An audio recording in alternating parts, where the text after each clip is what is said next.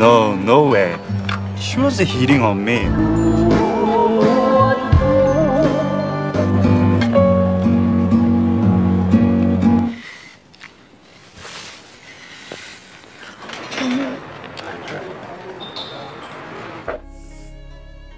Halo guys, kembali lagi di channel Topeng Hitam Official guys ya. Bagaimana kabar kalian hari ini? Semoga kalian selalu sehat dan banyak rezeki ya guys. Kali ini kita akan menceritakan alur film yang berjudul Season of Good Rain. Film ini dirilis pada tanggal 8 Oktober tahun 2009 yang berasal dari Korea Selatan. Oke, tanpa berlama-lama lagi langsung saja kita ke alur ceritanya guys ya. Film diawali berlatar belakang sebuah pesawat yang baru saja mendarat. Kita akan diperlihatkan pada seorang pria yang bernama Dong Ha. Dia datang ke Cina dengan maksud untuk keperluan bisnisnya. Setelah bertemu dengan koleganya sekaligus pemandunya selama di Cina yaitu bernama Pak Nam, di mana diketahui bahwa Pak Nam itu ternyata adalah orang Korea. Mungkin karena faktor utamanya banyak cimo-cimo di Cina, ia pun menjadi betah tinggal di sana dan dapat berbahasa Cina dengan sangat lancar. Dong Ha yang baru pertama kali ke Cina, yang mana negara itu adalah negara terpadat di dunia, dia pun terkejut setelah melihat kondisi jalan pada waktu itu. Dan pada saat mereka tiba di sebuah warteg untuk makan, Dong Ha penasaran dengan makanan yang dipesan oleh Pak Nam karena terlihat lebih enak dan lebih menggoda. Lalu Pak Nam mengatakan bahwa itu adalah Fei Chang Fei, masakan yang terkenal di Cina. Setelah Pak Nam mempersilahkan Dong Ha untuk mencobanya, ternyata makanan itu terbuat dari usus babi dan rasanya membuat Dong Ha ingin muntah. Selanjutnya dia diantar ke Dufu, di mana tempat itu adalah tempat wisata yang berada di kota Sichuan. Sebelumnya tempat ini adalah kediaman seorang sastrawan terhebat di Cina, yang saat ini telah menjadi museum. Rupanya alasan Dong Ha pergi ke Dufu bukan hanya jalan-jalan semata, melainkan tujuan utamanya untuk berjumpa dengan seorang perempuan yang bernama Mei, yang mana dia adalah teman kampusnya dulu saat masih kuliah. Mei saat ini bekerja sebagai pemandu wisata di Dufu. Karena tak lama berjumpa, mereka pun menjadi canggung. Di tengah obrolannya, Pak Nam pun datang. Melihat kecantikannya, dia pun tak mau melewatkan kesempatan itu untuk berfoto. Dan sebelum berpisah, Dong Ha mengajak Mei untuk makan malam bersama. Di kemudian hari, mereka pun bertemu kembali di sebuah bar. Pada saat itu mereka bernostalgia dan bercerita tentang dulu saat masih di dalam satu kampus. Dong Ha menanyakan sepeda yang dihadiahkan kepada Mei, namun Mei mengatakan bahwa ia telah menjualnya. Mendengar hal itu, Dong Ha pun sedikit kecewa. Di perjalanan pulangnya diketahui bahwa mereka mempunyai perasaan satu sama lain pada waktu itu. Akan tetapi Mei saat itu berpura-pura tidak mengingatnya. Mei mengatakan bahwa ia lupa pada ciuman pertamanya bersama Dong Ha. Dan saat itu dia meminta Dong Ha untuk membuktikannya. Sebagai reward, jika Mei dapat mengingatnya, Mei pun mengajak Dong Ha untuk tidur bersama. Tetapi Dong Ha malah menjadi salah tingkah saat itu. Sesampainya di hotel, Dong Ha lalu menghubungi temannya yang bernama Ben, yang mana Ben juga temannya saat masih kuliah dulu. Pada saat itu, Dong Ha menceritakan bahwa dirinya sedang berada di Cina dan bertemu dengan Mei. Lalu ia juga menanyakan foto kenangan dahulunya bersama Mei yang disimpan oleh temannya itu. Kemudian, Ben mengatakan bahwa dirinya belum memastikan foto itu masih ada atau tidak, tetapi dia akan membantunya untuk mencari foto-foto kenangannya itu. Keesokan harinya Dong Ha berangkat ke pekerjaannya, di mana ia bekerja di bidang konstruksi.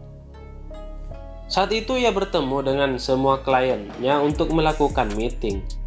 Dia bertujuan ke Cina untuk membangun kembali perusahaan mitranya yang mana telah hancur akibat gempa di Sichuan beberapa waktu yang lalu. Dong Ha pun diantar oleh Pak Nam untuk melihat bekas bencana gempa besar itu. Ternyata gempa tersebut mengakibatkan banyak korban yang tewas. Juga gedung-gedung hancur tidak tersisa. Dan itu membuat Dong Ha cukup mengejutkan. Setelah itu Pak Nam mengajaknya untuk minum bersama. Tetapi karena ia sudah mempunyai janji kepada Mei, ia pun menolaknya. Kembali lagi pada kisah cintanya, Dongha yang sedang kasmaran itu mencoba menanyakan kembali fotonya kepada Ben. Tetapi Ben pun belum juga menemukannya. Waktu pun berlalu. Pada sore pun tiba, akhirnya Mei keluar dari tempat kerjanya. Pada saat itu Dongha mengatakan bahwa dia merindukannya dengan menggunakan bahasa Cina. Karena pelafalannya tidak benar, membuat Mei tertawa. Lalu pun ia membenarkannya. Dengan becak mereka pun pergi ke sebuah restoran terkenal. Sambil mengobrol akhirnya apa yang dikhawatirkannya ternyata benar. Niatan untuk menghindari makanan yang dibencinya, sang gebetan malah memesan makanan itu, yaitu Fei Chang Fei. Yang mana makanan itu ternyata merupakan makanan favorit Mei. Mendengar hal itu, Dongha pun terpaksa harus memakannya. Di malam suasana syahdu itu, mereka berdansa bergandengan tangan.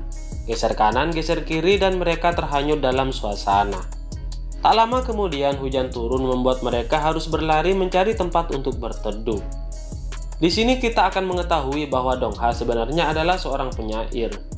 Mei juga baru mengetahui bahwa surat yang dikirimnya waktu dulu tidak dibalas karena Dongha itu telah menjalankannya hubungan dengan seseorang. Hal itu membuat Mei menjadi terdiam.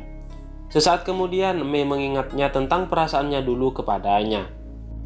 Kemudian pada saat itu Dongha memeluknya dan tak lama kemudian tiba-tiba Mei pamit untuk pulang. Keesokan harinya di mana hari itu adalah hari Dongha akan pulang ke negaranya.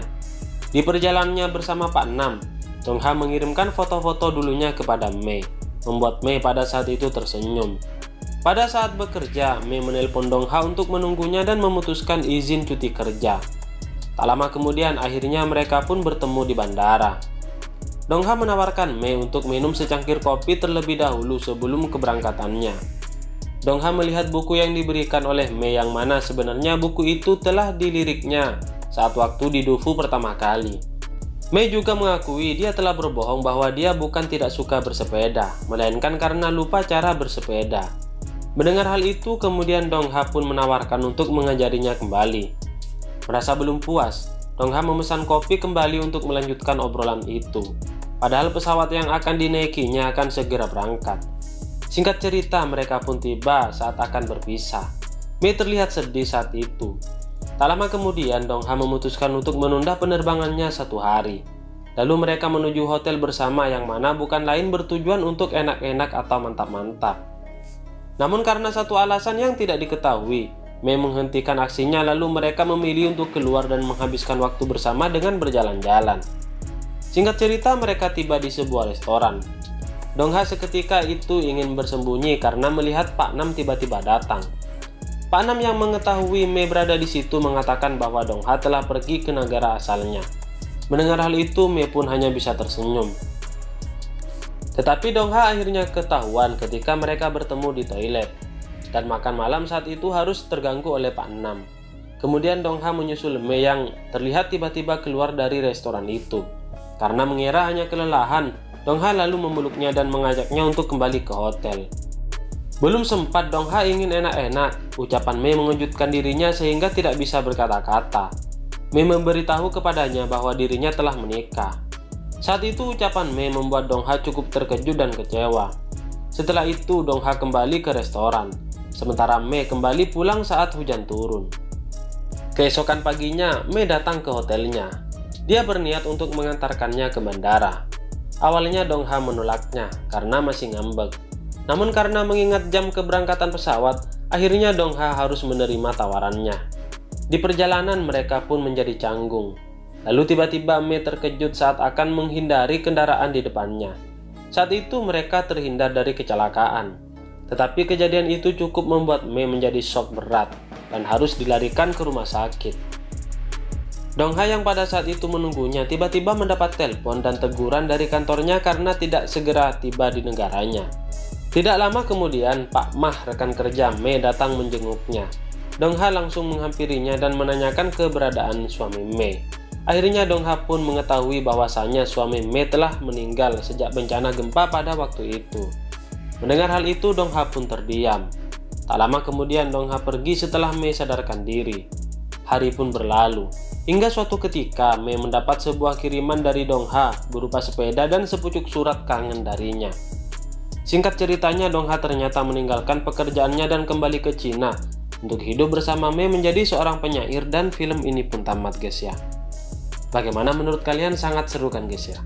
Bagi kalian yang baru menemukan channel ini, mohon dukungannya dengan cara klik like, share, dan juga subscribe di bawah ini. Serta aktifkan juga tombol loncengnya, supaya kalian tahu jika ada konten terbaru dari channel ini guys ya. Oke, terima kasih guys, bye-bye.